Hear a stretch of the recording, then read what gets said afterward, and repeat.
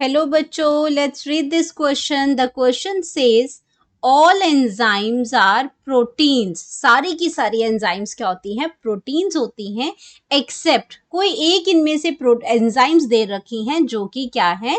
Protein नहीं होती है।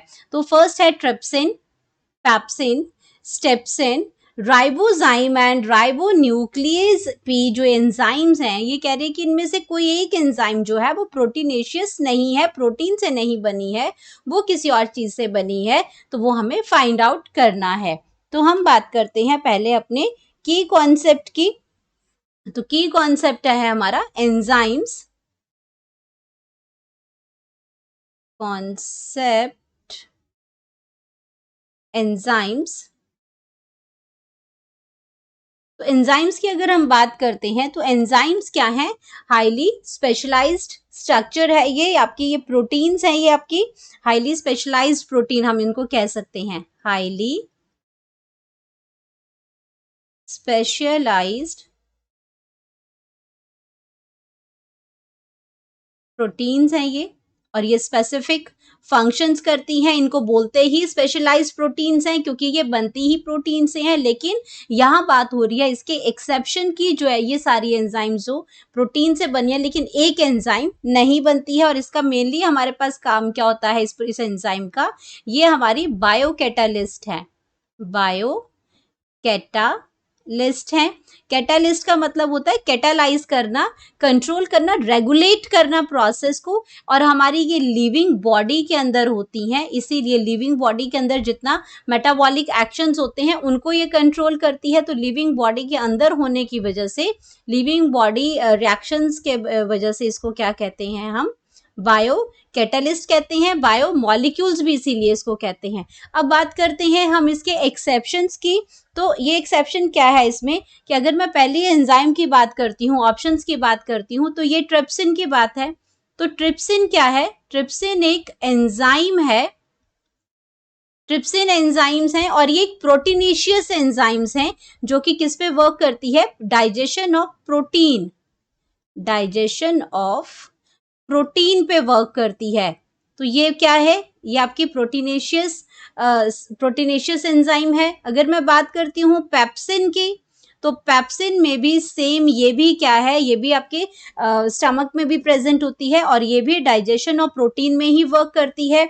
अगर मैं स्टेप्सिन की बात करती हूँ यहाँ पे, तो आपका जो ये स्टेप्सिन है, ये स्टेप्सिन वर्क करती है लाइपेज के ऊपर। ये लाइपेज को ब्रेक करेगी, प्रोटीन्स को ब्रेक करेगी पेप्सिन। तो ये पेप्टाइड्स बनाएगी, पेप्टाइड्स बनाती है और शॉर्टर फॉर्म में उसको ब्रेक करती है, सिंपलर फॉर्म में ब्रेक करती है। और स्टिप्सिन जो है ये एक टाइप की क्या है? लाइपेज एंजाइम है। लाइपेज भी एंजाइम इसी को बोलते हैं स्टिप्सिन। और ये आपके क्या करते हैं? लिपिड्स पे, फैट्स पे वर्क करती है। लिपिड्स और फैट्स पे वर्क करती है, उनको ब्रेक डाउन करने के काम आती है। अब हमारे पास जो लास्ट ऑप्शन बचती है वो बचती है, ये सारी क्या है? प्रोटीनेशियस हैं, ये प्रोटीन्स पे वर्क करती हैं, प्रोटीन से ही बनी होती हैं। अब अगर मैं इसमें राइबोजाइम की बात करती हूँ, राइबोजाइम की बात करती हूँ या फिर राइबो न्यूक्लियस की बात करती हूँ, यहाँ पे न्यूक्लियस, राइबो आपका शुगर है, यहाँ पे भी राइबोज आपका एक शुगर है।